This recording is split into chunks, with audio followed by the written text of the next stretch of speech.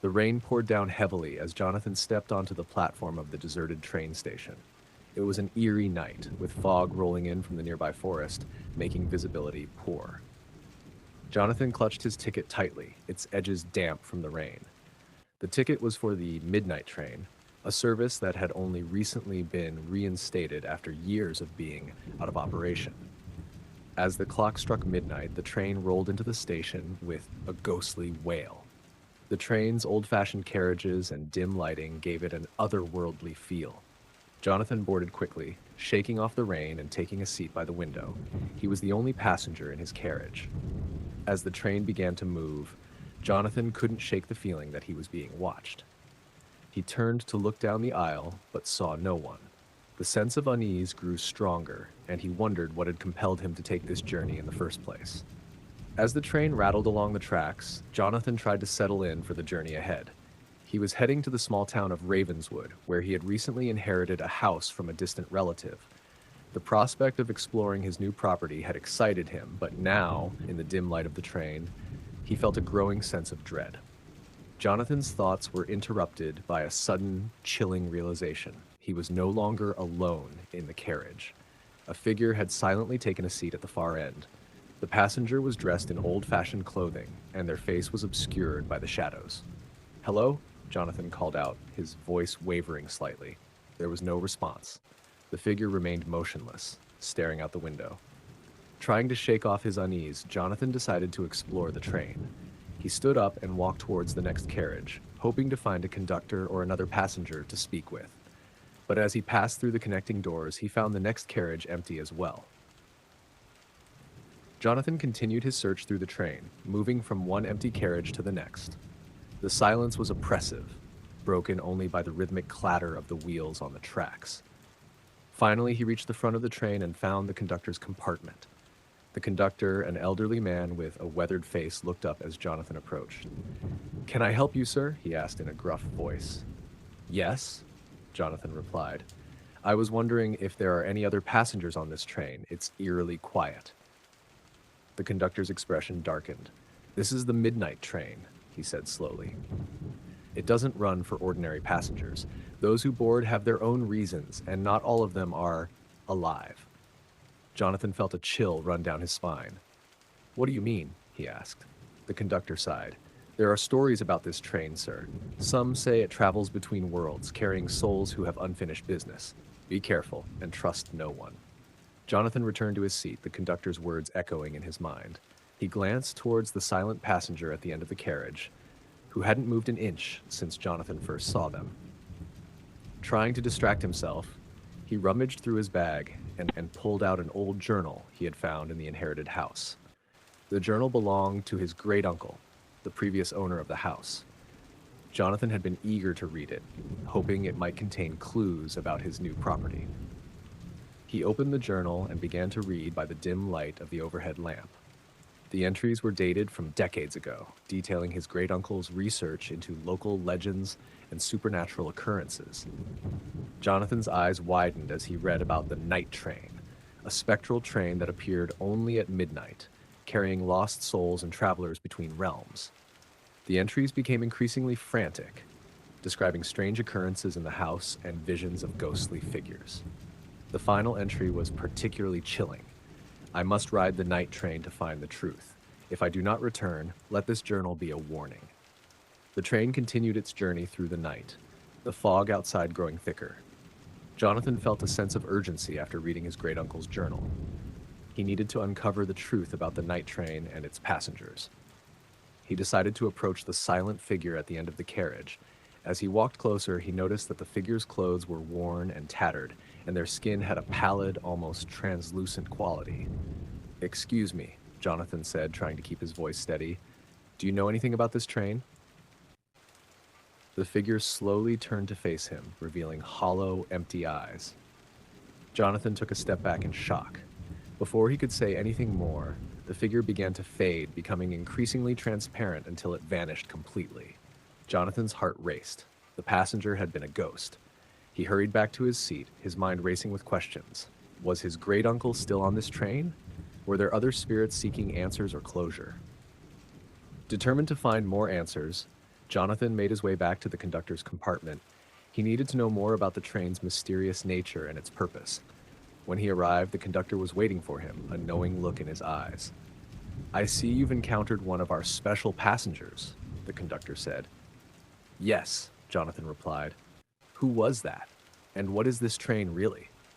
The conductor leaned back in his seat, his gaze distant. "The night train is a vessel between worlds," he explained. "It travels through the realms of the living and the dead, carrying those who have unresolved matters. Some seek answers, others seek redemption." Jonathan's thoughts turned to his great-uncle. "My great-uncle wrote about this train. He believed it held the key to something important. Do you know if he's on board?" The conductor shook his head. "I cannot say. Each journey is different, and the passengers vary. You must follow your instincts and seek the truth yourself." Jonathan felt a renewed sense of purpose. He decided to search the train more thoroughly, hoping to find any clues that might lead him to his great-uncle or reveal more about the night train. As he moved through the carriages, he noticed an unusual pattern in the wood paneling of one of the walls. Upon closer inspection, he discovered a hidden latch. With some effort, he managed to open a concealed door, revealing a narrow, while dimly lit passage. Jonathan stepped inside, the door closing behind him with a soft click. The passage was lined with old photographs and newspaper clippings, detailing the history of the night train and its passengers. He saw images of ghostly figures and stories of mysterious disappearances. At the end of the passage, he found a small compartment containing a collection of personal items, letters, trinkets, and mementos left behind by his passengers. Among them was a photograph of his great-uncle, standing beside the very train Jonathan was on. Jonathan felt a chill as he examined the photograph. His great-uncle looked much younger, but there was no mistaking his determined expression. It was clear that he had boarded the night train seeking answers, just as Jonathan had. As he continued to explore the hidden compartment, Jonathan found a letter addressed to him. The handwriting was unmistakably his great-uncle's. With trembling hands, he opened the letter and began to read. "Dear Jonathan, if you are reading this, it means you have embarked on the same journey I once took. The night train holds many secrets, and its passengers are bound by their unfinished business. I sought to uncover the truth behind our family's curse, and I believe the answers lie within the train's spectral corridors. Be cautious, for not all spirits are friendly. Some are trapped by their own fears and regrets. Trust your instincts, and remember that the past and present are intertwined on this train. Yours in spirit, Elias." Jonathan's resolve strengthened. He had to uncover the truth, not just for his great-uncle, but for himself and their family. With the letter in hand, Jonathan retraced his steps, determined to confront whatever forces were at play on the night train.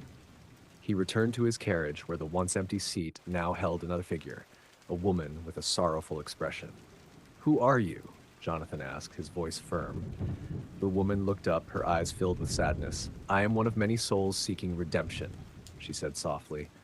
"I made mistakes in my life, and now I am bound to this train until I find peace." Jonathan felt a pang of empathy. "Do you know anything about my great-uncle, Elias?" The woman nodded. "Elias was a kind soul. He helped many of us understand our past, but he, too, was searching for answers. He believed the key to ending the curse lay in the heart of the train." Suddenly, the train shuddered and the lights flickered. A sense of foreboding filled the air. The woman glanced around, fear evident on her face. "The conductor," she whispered. "He is not what he seems." Jonathan's mind raced. The conductor had been helpful, but could he be hiding something? He hurried towards the front of the train, the woman's warning echoing in his ears. As he approached the conductor's compartment, the door creaked open on its own. Inside, the conductor stood waiting, his eyes glowing with an unnatural light. "Ah, Jonathan," the conductor said, his voice echoing ominously. "You've discovered more than most passengers ever do." Jonathan took a step back, his heart pounding. "What are you? What is this train really?" The conductor's form began to shift, his features becoming more grotesque and otherworldly. "I am the guardian of this realm," he hissed. "The night train is a bridge between the living and the dead, and I ensure that those who board have unfinished business." Jonathan clenched his fists. "And my great-uncle? What happened to him?" The conductor's expression darkened. "Elias was close to discovering the truth, but he fell victim to his own fears. He is still here, trapped in a cycle of torment." Summoning his courage, Jonathan faced the conductor. Then I will free him and the others. This cycle must end. The conductor laughed, a hollow, chilling sound. You think you can defy the nature of this train? Very well, Jonathan. Let us see if you have the strength to do so. The train's lights flickered violently as Jonathan faced the monstrous conductor. Shadows danced along the walls and the air grew colder. Jonathan felt a surge of determination. He had to end this nightmare and free the souls trapped on the night train, including his great uncle. Summoning all his courage, Jonathan lunged at the conductor. The creature's form wavered and shifted, but Jonathan didn't relent. He grabbed the conductor's arm, feeling a surge of energy pass through him. For a moment, he saw flashes of memories. Lost souls, unfinished stories, and Elias's face filled with desperation. You cannot defeat me, the conductor growled, his voice distorted and echoing. I am bound to this train, as are you now. But Jonathan refused to give in. I will break this cycle, he said through gritted teeth, for my family and for all the souls you've trapped. With a final burst of strength, Jonathan pushed the conductor back, breaking his hold. The train shuddered violently, and the walls seemed to warp and twist. The conductor let out a furious scream as his form dissolved into shadow, dissipating into the air. The train began to slow, and the oppressive atmosphere lifted. Jonathan looked around, breathing heavily. The ghostly figures that had haunted the carriages now appeared more solid, their expressions relieved. Jonathan returned to the compartment where the woman had sat. She smiled at him, her form becoming clearer. Thank you, she whispered. You have freed us. Jonathan nodded, feeling a sense of peace wash over him. He knew he had done what his great uncle had set out to do. As the train came to a stop, the fog outside began to clear, revealing a serene landscape bathed in the light of dawn. He stepped off the train, feeling the warmth of the sun on his face. The spirits of the passengers slowly faded into the light, their unfinished business finally resolved. Jonathan took a deep breath, feeling the weight of his journey lift from his shoulders. He had faced the night train and uncovered its secrets, freeing the souls trapped within. With a final glance at the train, now silent and still, he turned and walked towards his new life in Ravenswood, ready to embrace whatever the future held. Jonathan's life in Ravenswood flourished. The old house became a place of solace and history, and the townspeople often visited to hear the story of the night train and the courageous young man who broke its curse. Jonathan made sure to honor the memory of his great-uncle Elias and the spirits who had finally found peace.